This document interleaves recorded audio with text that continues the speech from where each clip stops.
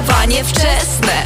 Bed is my best friend. Zmęczona jestem, budzik koliduje mi, gdy celebruję moją siestę.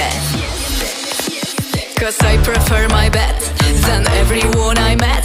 The dreams in my head, they are